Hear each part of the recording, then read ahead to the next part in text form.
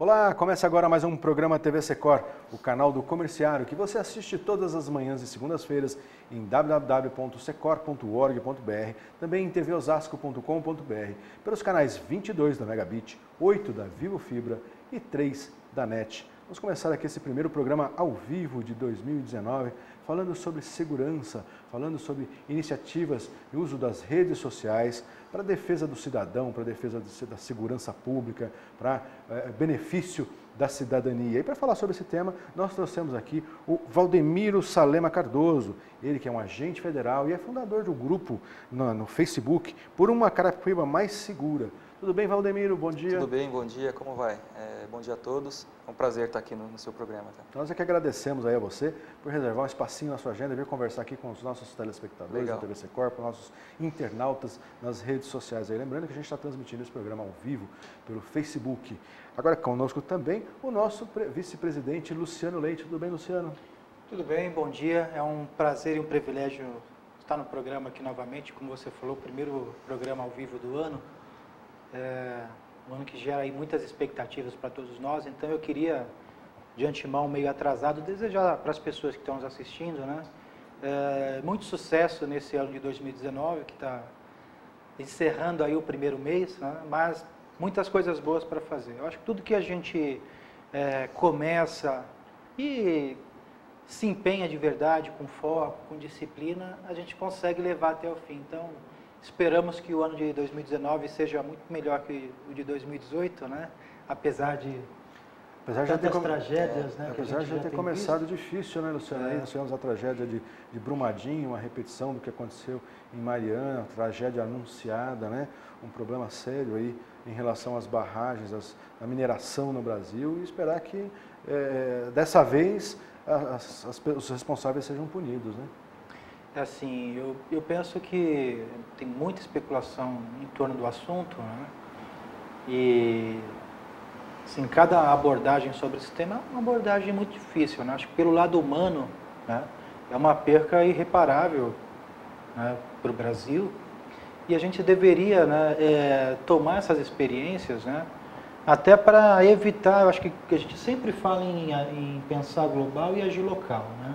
Então nós tivemos esses episódios de enchentes aqui na região, em Osasco, em Carapicuíba também, Barueri. É claro que não se compara com o tsunami de lama que enterra uma pessoa a 15 metros de profundidade, e a família possivelmente não vai encontrar, né, nunca mais. Essas pessoas de alguma forma razoável. Mas nós podemos evitar, observando, por exemplo, os sinais, né? E eu acho que as redes sociais hoje elas cumprem esse papel porque a maioria das pessoas tem um ou dois aparelhos de celular na mão. Então estamos a todo tempo, né, olhando, né, para o celular. Eu achei interessante uma filha nessa semana, ela falou que o pai estava lá, o celular dele está ligado, tem sinal, só que ele não ligou o localizador do celular. Então, se ele tivesse, por exemplo, com o Facebook acionado e com o localizador ligado, talvez ele pudesse ter tido uma chance, né, em caso de ter sobrevivido às primeiras horas, né, da tragédia, ser localizado, ter sido encontrado de uma forma mais fácil. Então, eu acho que esse programa de hoje, ele vai de encontro com essa questão, né? Quantas pessoas a gente não vê que desapareceu, adolescentes a maioria das pessoas aqui na região que são desaparecidas, Walter, tem entre 10 e 16 anos. Né? E a gente não consegue acompanhar o drama dessas famílias. Né? Aqui em Osasco, outro dia, teve ali perto dos metalúrgicos um menino que caiu, né, por conta da enxurrada dentro de um bueiro. Foi amplamente divulgado também. Né? Então, o trabalho dos bombeiros ali ele foi essencial. Então, eu acho que às vezes nós devemos ter esse olhar, né, para as questões macro, para o que está acontecendo ao redor, mas também cada um de nós nos responsabilizarmos por questões que estão acontecendo do nosso lado, né? É aquela coisa, antigamente a gente falava, né, em briga de marido e mulher, ninguém coloca a colher, né? Hoje a gente já fala, não, se você ouvir uma mulher, um barulho de tiro, né? Pode ser até no Império, como aconteceu aqui essa semana. Recentemente, pois dentro do motel, né? Houve um acidente dentro do motel Império aqui, né? A pessoa deu um tiro na coxa e ninguém pensou assim, olha, eu vou sair correndo. Não, vamos verificar o que aconteceu, porque pode ter uma pessoa ali em situação de risco, né? Então são essa mudança de paradigmas na cabeça das pessoas que está ocorrendo e que eu acho que é algo que a gente deve aproveitar esse momento para reforçar, né, afirmativamente essas questões, né? Mas agora vamos consultar aqui o Valdemir, antes da gente conversar sobre a iniciativa aí do grupo, as expectativas e tudo mais. Vou falar do Valdemir, um pouquinho da trajetória dele. O Valdemir é agente federal, né? Como é que foi a sua trajetória para chegar aí a agente federal, Valdemir? Então, eu nutria um sonho de criança de ser policial, né? A minha ideia primeira era ser policial. Com 18 anos eu fui fazer o alistamento militar e tal. O sargento até me perguntou, né? Você quer servir? Eu falei, não quero servir. Ele perguntou por quê, né? Eu falei, não, eu não quero servir porque a minha ideia é entrar para a polícia. Eu quero entrar para a polícia. Aí ele falou, por isso eu vou te liberar. Me liberou. No dia seguinte eu estava fazendo inscrição para a Polícia Militar. Entrei na Polícia Militar com 18 anos. Fiquei lá até 2010, né? 2006 eu comecei a estudar para o concurso para gente, né? E 2008, final de 2008, fiz a minha prova e tal. Consegui lograr êxito também, ser aprovado. Muito sacrifício também para quem já tem filho. Você estudar para concurso é difícil. Quem estuda para concurso sabe, né, que não é fácil. Você precisa abdicar de muita coisa para poder alcançar o objetivo, mas deu tudo certo. Fui nomeado em 2010. De 2010 para cá eu estou exercendo a função de agente federal. Todo agente federal é egresso da Polícia Militar? Não. Vem de uma infinidade de... a gente tem colegas de outras áreas, né? Da área pública também, do Exército, Polícia Civil, advogados, dentistas. Então, assim, é uma série de pessoas que vêm de outros meios. Mas eu soube também, aqui um pouco antes da gente vir para o programa, que você tem formação em arte marcial também, né? Isso, Conta legal. um pouco dessa história aí pra gente. Legal. Eu conheci o Luciano, inclusive, através da arte marcial. Eu sou instrutor sênior de Krav Maga, né? Faixa marrom. Treino já há um tempinho. E é uma arte que quem conhece sabe, se apaixona, porque é uma arte efetiva, né? A gente treina para situações de perigo real do dia a dia, né? Uhum. Então, é uma arte que é apaixonante. Para quem treina, o Luciano sabe muito bem disso, né? A gente está sempre junto, viajando, fazendo seminários, e a gente está sempre conversando essa questão da paixão da arte, né? Porque você começa a treinar e você não quer parar mais, né? Agora, tem uma academia aqui em Osasco. A gente tem uma academia aqui na Avenida... Aproveita que nós vamos falar da academia. Legal, também, obrigado. Né? A gente tem uma academia aqui na Avenida dos Autonomistas, número 4005, em frente ao lado do museu, em cima da Samsung, motorizada da Samsung. A gente está ali, tem aula todos os dias à noite, tá? Às terças, quintas e sextas e sábados pela manhã. O Luciano também, né, tem uma academia aqui, só que em Carapicuíba, né, Luciano? Eu ainda sou um apaixonado por Carapicuíba, né? A gente, enquanto empreendedor da cidade, fica ali lutando para oferecer para a população da cidade alguma coisa relativamente significativa, né? Eu acho que ter na cidade uma academia com sede em Israel, por exemplo, né? Com todos os atributos de uma escola de dimensão internacional, é um feito, né? A gente vai lutando para poder manter essa estrutura, né? E como é que chama a tua academia? O nome da escola é Bukan School of Krav Maga, né? Que é uma escola internacional de Krav Maga com sede em Israel. Nós estamos na Europa. Essa semana, por exemplo, eu tenho um aluno que vai para a Suíça, né? Uhum. Então, posso treinar na Suíça? Pode, tem escola na Suíça, passei o contato dos instrutores lá. Então, a aluna vai para a Suíça, tem onde treinar, né? Então, é uma academia de alto padrão, né? Apesar da simplicidade, porque todo mundo do Krav Maga envolve essa simplicidade mesmo, né? Mas, com certeza, a gente ensina o Krav Maga em sua forma original. E agora nós temos visitado algumas instituições também, Valdomiro, na região assistencial. Então, por exemplo, outro dia nós tivemos visitamos 3 casas-abrigos na cidade, né? E aí você vê, por exemplo, a dimensão de um problema que é você trabalhar com crianças. Então, o que me tocou mais foi ver uma menina de 15 anos, né? Foi. Lá na Casa Abrigo, dormindo lá no beliche. E do lado estava o berço já com a filhinha dela, o bebezinho, né? Eu que também estou com um bebê pequeno em casa, né? A gente, com toda uma estrutura, né? Acaba marcando mais.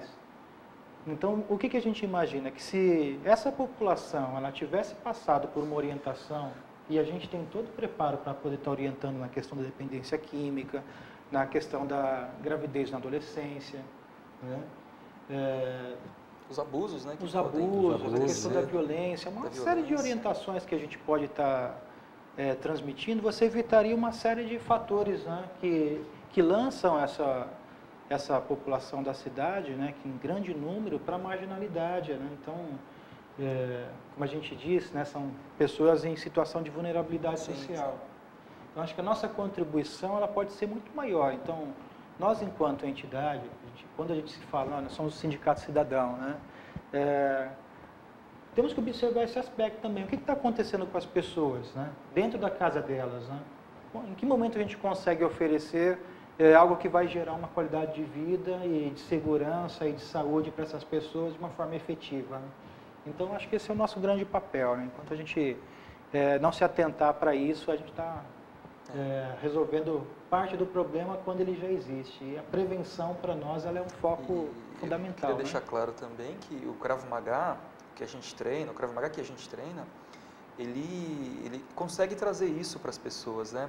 Essa questão da prevenção que o Luciano bem pontuou aí, é muito importante, né? É muito importante essa prevenção, porque às vezes, a gente voltando a falar da questão da segurança, as pessoas, elas veem acontecendo muitas coisas, mas não tomam medidas preventivas para evitar com que isso aconteça. Às vezes, uma simples mudança de postura consegue evitar com que um roubo de celular, por exemplo, aconteça, né? Então, isso dentro da academia, dentro do Krav Maga, a gente consegue passar para as pessoas, entendeu? É muito bacana, o aluno, quando ele chega, a gente começa a passar as aulas iniciais e depois ele vem agradecer, vem falar que, pô, eu mudei minha postura, hoje eu vou sentar em determinado lugar, eu observo o ambiente, não sento de costa para a rua, coisa simples, às vezes, mas que te ajudam muito no seu dia a dia, né? Essa questão de você estar com o celular, às vezes, olhando o WhatsApp, com fone, parado no ponto de ônibus, né? Então, a gente consegue mudar muito a postura das pessoas, né? Isso é bacana, né? Agora, vamos falar um pouquinho, então, do grupo que você criou. Legal. Para usar aí as redes sociais, para começar a passar essas orientações, para discutir. Então, a ideia é isso. A ideia primeira do grupo era essa, né? Passar dicas de segurança para as pessoas, né? Porque assim, a gente vê acontecendo muitas coisas e como as redes sociais hoje em dia atingem uma infinidade de, né? Tá em quase todos os lares, né? Então a gente consegue chegar nas pessoas, né? E a gente passando dicas simples, né? Para que as pessoas conseguissem olhar e falar, putz, isso aqui é tranquilo, eu vou conseguir fazer, né? Porque às vezes você imagina que você vai tomar uma postura de segurança, você vai mudar totalmente a sua rotina, não é isso, né? São coisas simples que conseguem te... E aí, a partir do Facebook, do grupo que a gente criou no Facebook, a gente começou a colocar algumas dicas de segurança, entendeu? Hoje aparecem muitas demandas para a gente no grupo, né? Eu vi lá uma dica interessantíssima que você colocou num artigo teu, a respeito disso, que parece ser uma epidemia em todo o país, que é o roubo de celulares, né? Roubo de celulares. Tem uma série de dicas, uma série de dicas, né, que eu coloquei para que se evite nessa questão. Às vezes o cara está com um fone de ouvido, a gente precisa tomar essas posturas de segurança para evitar, né? Está com fone de ouvido, olhando o celular, se você precisa realmente olhar, vai para um local seguro, onde você consiga ter um certo controle do ambiente, né? Entendeu? E em relação às demandas, que tipo de demanda hoje o grupo recebe? Verá que vocês estão com um pouco menos de 1.000 pessoas, mas em crescimento acelerado. Tem crescido e tal. A gente recebe muita reclamação de furto e roubo de veículos, né? Furto e roubo de veículos, assim, é o que mais cresce, o que mais a gente recebe. E é o que vem mais acontecendo na região, né? Ali naquela região, principalmente da região próxima do Rodoanel, né?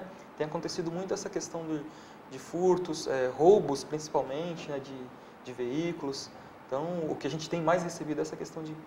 E de que forma você acha que o grupo pode ajudar essas pessoas? De que forma pode auxiliar? Assim, a gente teve um caso de êxito em que a pessoa teve o veículo roubado, ela me procurou, a gente já acionou os contatos, né? E conseguiram recuperar o veículo dela, entendeu? Então, para a gente já é uma satisfação grande, né? Se você consegue ajudar uma pessoa, já é uma satisfação grande para a gente. Então, um dos casos foi esse, que ela passou de imediato para a gente, tal, e a gente já acionou os meios necessários, né? Os meios oficiais, e a Polícia Militar conseguiu localizar o veículo dela, entendeu? Isso foi bacana. Isso é bacana, assim, a gente ouve muito falar das redes sociais, né, para o uso pessoal, mas também para usos assim, sem um objetivo definido, né? E isso é bacana da comunidade se organizar, como você fez, de buscar criar um canal de diálogo da segurança, assim, tem canais sobre saúde, canais sobre, né, sobre educação. Você acha que é importante utilizar a rede social com outra finalidade? É muito importante. A ideia primeira desse grupo, ela veio, assim, onde eu moro, as pessoas do bairro ali, eles fizeram um grupo de WhatsApp, né? Vizinhança Segura. E através desse grupo de WhatsApp, eles se comunicam, pô, eu vou chegar tarde em casa, tal, tem condições de alguém me ajudar, ficar olhando, tal. Então, ver alguma pessoa estranha, o grupo já se comunica. E isso eu achei interessante. Eu falei, poxa, a gente conseguiria expandir isso aí, não num grupo de WhatsApp, mas às vezes para o Facebook, né? A gente conseguiria tentar tornar a cidade mais segura, às vezes, com essa questão de estar passando dicas, das pessoas estarem se interagindo, porém voltadas para essa questão da segurança, né? Criando aquele perfil de segurança mesmo na pessoa. A gente tem a tendência a exigir, não está errado, mas a exigir tudo de questão de segurança do governo, mas a impressão que a gente tem, né, Luciano, é que não importa a quantidade do efetivo disponível, nunca vai ser suficiente para atender toda a população. Então é preciso tomar certos cuidados, né? Claro. Assim, vamos supor, se você identifica uma questão, quando você fala sobre segurança, é a questão da iluminação pública. Sim. A iluminação pública ela tem tudo a ver com segurança, porque uma região mais escura, né, chamariz para... ela acaba gerando vários problemas, né? Então você vê um carro parado, você não sabe se é um casal de namorados ou se é um sequestro, né, ou quem está lá dentro, o que pode estar acontecendo, né? Então você imagina, se você consegue colocar as pessoas atentas para esses locais, você consegue também exigir do poder público que a iluminação daquela praça ou naquele lugar ela seja restabelecida. Então, quando você tem um papel de cobrança do cidadão, né? Tem um papel de cobrança. Usa. Mas a gente costuma dizer sempre, né? Até falar aqui com a Rudinha que está no bastidor, né? Nosso diretor de comunicação, ali que está nos assistindo. Que a união ela faz a força. Então, o que acontece? Quando a pessoa passa num local e ela vê, como eu disse, o exemplo, a luz do poste que está queimada. Aí a gente tem o hábito de passar 1000 vezes por lá e falar assim, olha, eu sou uma pessoa só, então não adianta nada eu reclamar, né? Ou quantas vezes a gente passa num buraco na cidade, estoura o pneu do carro, a gente fala, vou reclamar para quem, né? Como aconteceu comigo uma vez de estourar passei num buraco na São Camilo e estourou os 2 pneus do lado direito do carro, né? E eu tinha uma situação urgente para levar até uma pessoa para o médico e me deu um trabalho terrível. Então, quer dizer, se você começa a falar, olha, tem um buraco na cidade, o que nós vamos fazer? É possível fazer um abaixo-assinado, levar para a Câmara dos Vereadores, exigir que aquele buraco seja tapado de urgência? Então, esses grupos, eles acabam dando uma capilaridade que não existia antigamente. Porque todo mundo passa pela rua, vamos por mais de 1000 pessoas, mais de 1000 pessoas viram aquele poste com a iluminação queimada, e isso vai se repetindo por tempos e tempos, e as pessoas não tomam iniciativa porque acham que estão sozinhos. Então, quando você fala, nós temos lá um grupo no Facebook, né? A minha página, por exemplo, deve ter umas 500 pessoas no máximo que seguem a página. Só que nos últimos 5 dias passaram mais de 10.000 pessoas, né? Então, a quantidade de seguidores, ela não quer dizer que você não está sendo... Não está atingindo o alcance, né? O alcance ele pode é ser muito maior, né? O sim. alcance é maior, porque a pessoa pode não seguir a página, mas ela interage com as suas postagens. Ela interage com a postagem, né? Então, nós entendemos que é importante que não uma pessoa faça isso, né? Mas que a maioria das pessoas façam. Né? Porque se você tem, vamos supor, lá no Parque Jandaia, né? Você é do Parque Jandaia, não é isso? Sim, Parque Jandaia. Se ele está no Parque Jandaia, em Carapicuíba. Se aquelas pessoas daquele bairro se juntam em torno de melhorar a condição de saúde, segurança, saneamento básico, entre outros, daquela região, né? E conseguirem algum avanço, né? Fizeram uma boa parte. Ah, tá, mas aí você pega a Coab de Carapicuíba, são 32 mil domicílios, né? É claro que as pessoas elas não querem se expor de uma forma mais abrupta, porque a questão, nós temos um problema generalizado lá, que é a questão dos bares, aí você tem a questão do comércio de entorpecentes também muito forte na região. Né? Então eu acho muito difícil as pessoas se exporem numa rede social para dizer, olha, aqui tem um baile funk, vamos chamar Defesa Civil, né? Mas até isso a rede facilita também, no sentido de você poder trocar mensagens privadas e organizar uma rede, né, de apoio aí, né, Valdemiro? Né? Né? A você ideia consegue é organizar essa rede para que haja essa ajuda mútua, né? A ideia é essa, né? Agora, Valdemiro, como é que você avalia a segurança? Você que é agente federal, lida com a questão da segurança, como é que você avalia a segurança em Carapicuíba e aí nos municípios do entorno? Então, segundo dados da Secretaria de Segurança Pública, os índices de criminalidade vêm baixando, né? Só que isso ainda não é perceptível para o cidadão comum, né? Para o cidadão de bem, o cidadão que está em casa, ele não consegue ter essa percepção porque as coisas continuam acontecendo, né? Então, eu acho que é necessária uma intervenção do município, do Estado, mais forte nessa questão da segurança, né? Tudo isso passa pelo endurecimento das leis, eu acho, né? Lei penal, lei de execução penal, né? Eu acho que...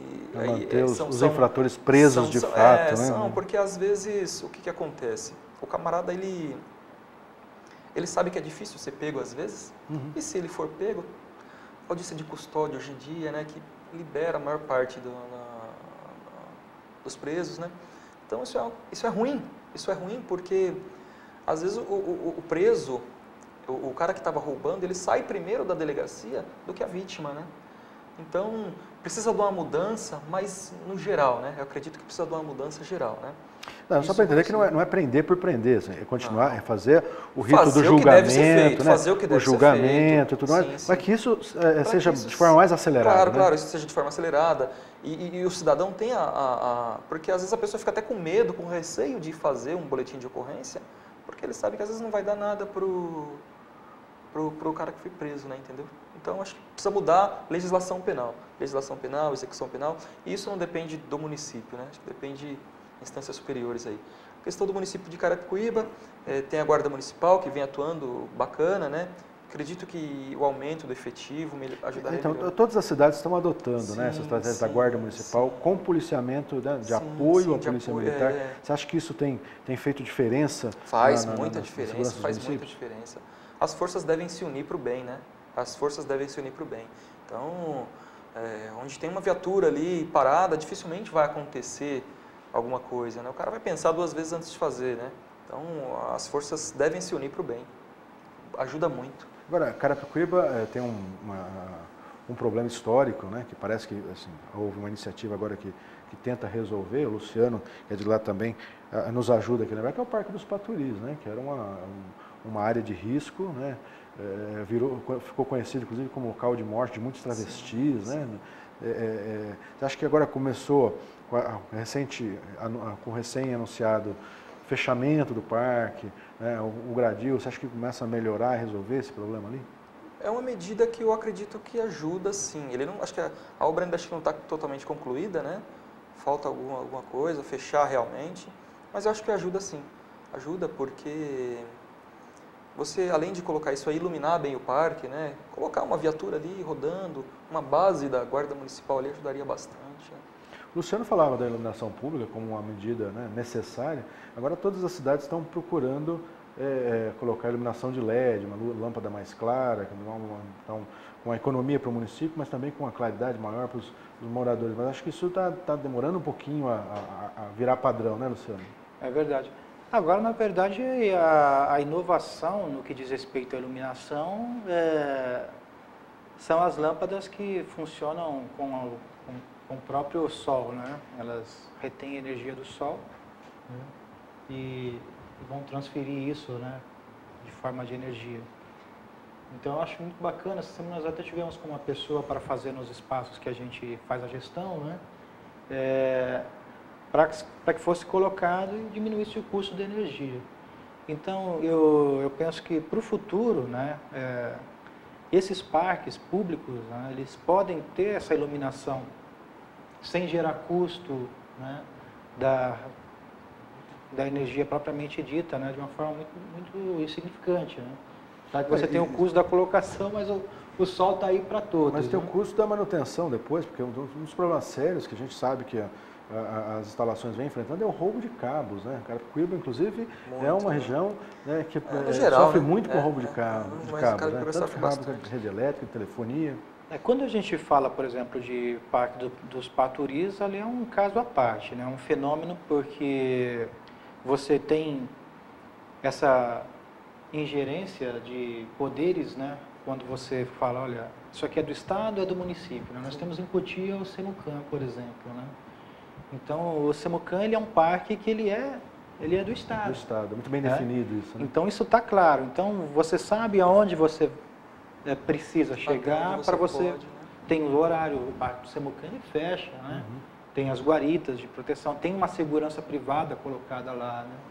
Então, dificilmente vai ocorrer situações como essas do Parque dos Paturis em Carapicuíba. Então, qual é o nosso grande desejo? Primeiro, que você defina quem tem a responsabilidade pela gestão, porque aí você cobra que o Estado de direito, né? ele faça um aporte de recursos para fazer a manutenção do local também. Por trás disso, né, a gente volta novamente para a questão das pessoas marginalizadas. Você pega um segmento que é esse grupo LGBT+, como dizem agora, né?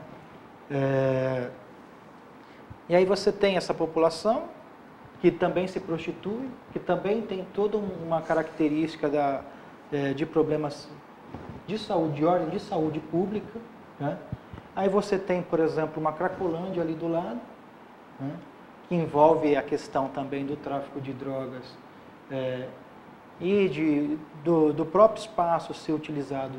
Né, Vou te acelerar aqui que a gente está no finalzinho. Estamos já no finalzinho, é uma pena. E você pega também as áreas livres. Então, a questão do Parque dos Paturis, ele envolve uma série de fatores, que, por exemplo, a área livre está adentrando para o parque já, entendeu? Você já vê barracos novos ali crescendo. Então, a solução é muito mais... Então é um problema que ele está relacionado com a questão do urbanismo, está relacionado com a questão da segurança pública, está relacionado com a questão da saúde pública. Então, enquanto todos os agentes de saúde não se posicionarem para vou ter que resolver interromper de fato, aqui, acabou nosso tempo. É um problema. A produção aqui já está apitando aqui no nosso cronômetro. Queria agradecer a tua participação, agradecer aqui ao Valdemiro. Lembrar, quem quiser participar do grupo Por uma Carapicuíba mais segura no Facebook, é só buscar, você encontra lá. E o TVC Cor vai ficando por aqui. Nós aguardamos você na próxima semana. Até lá!